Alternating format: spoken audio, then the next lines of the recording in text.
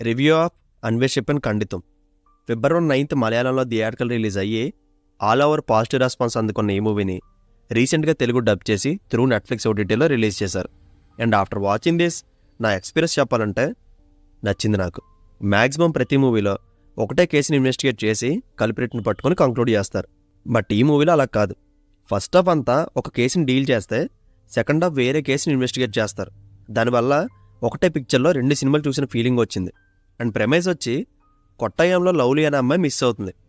And ఆ అమ్మాయి కేసుని ఇన్వెస్టిగేట్ చేసే ప్రాసెస్లో ఎస్ఐ ఆనంద్ అండ్ తన టీం ఫేస్ చేసిన హడిల్స్ ఏంటి, ఫైనల్గా ఈ కేసుని వాళ్ళు ఎలా క్లోజ్ చేశారనేదే మూవీ ప్లాట్. యాక్చువల్గా ఈ 2 కేసెస్ మరీ కాంప్లికేటెడ్గా అయితే ఉండవు. బట్ ప్రొటాగనిస్ట్ ఈ కేసుని ఇన్వెస్టిగేట్ చేయడానికి అతను తన పై అధికారులతో పడే ఇబ్బందులు కానీ రిలీజియన్కి సంబంధించిన విషయం కాబట్టి ఊరి జనం ఇన్వెస్టిగేషన్కి సహకరించకపోవడం, ఇంతేకాదు అన్ఎక్స్పెక్టెడ్గా ఒక డ్రాస్టిక్ చేంజ్ జరిగి జాబ్ కూడా పోయే స్టేజ్కి వెళ్ళిపోతాడు. సో ఇలా మూవీ అంతా కేవలం ఈ ఇన్వెస్టిగేషన్ పార్ట్తోనే వెళ్లకుండా ఎస్ఐ ఆనంద్ ఇంటర్నల్గా ఫేస్ చేసే హడిల్స్ చుట్టూ డ్రామాను పిలిచేయడం మనం తన క్యారెక్టర్కి కనెక్ట్ అయ్యేలా చేస్తుంది. అందులోనూ టొవినో థామస్ లీడ్ రోల్ చేశారంటేనే ఇంకా చెప్పక్కర్లేదు. మలయాళంలో వన్ ఆఫ్ ద వెర్సటైల్ యాక్టర్స్లో అతనొకరు. అతని స్క్రిప్ట్ సెలక్షన్ కానీ పర్ఫార్మెన్స్ కానీ ఏ క్యారెక్టర్లోనైనా ఇట్టే ఒదిగిపోతారు. సింపుల్గా చెప్పాలంటే upcoming all over India film ఇండస్ట్రీలో ఇతని పేరు గట్టిగా వినిపిస్తుంది. అండ్ ఈ మూవీలో తన క్యారెక్టర్ని చాలా ఇంటెన్స్ అండ్ కంపోజ్డ్గా డిజైన్ చేశారు. అండ్ పోలీస్ ఆఫీసర్ రోల్లో పర్ఫెక్ట్గా యాప్ట్ అయ్యారు. తన బాడీ లాంగ్వేజ్ కానీ బిహేవియర్ కానీ టూ గుడ్గా ఉంటుంది. అండ్ చాలా మంచి రైటింగ్ అండ్ మంచి థ్రిల్లర్ మూవీ ఇది. డెఫినెట్గా మిమ్మల్ని edge of the seat కూర్చోబెడుతుంది.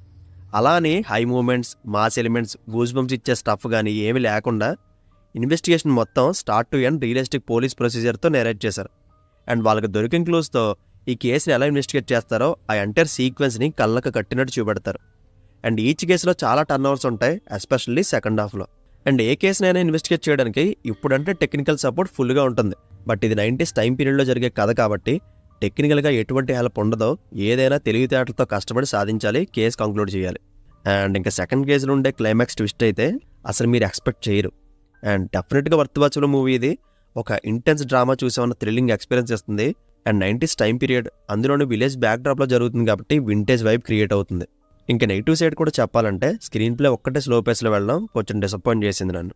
Otherwise debut director Darwin did a fantastic job and very good story telling. ఇది టెక్నికల్గా కూడా ఇంప్రెస్ చేస్తుంది. అండ్ నెట్ఫ్లిక్స్ ఓటీటీలో తెలుగులో స్ట్రీమ్ అవుతుంది. అడల్ట్ కంటెంట్ అనేదే ఉండదు. అండ్ ఫైనల్గా ఈ మూవీకి నేను ఇస్తున్న rating 3.25 out of 5. So see you in the next video. Take care friends. Thank you.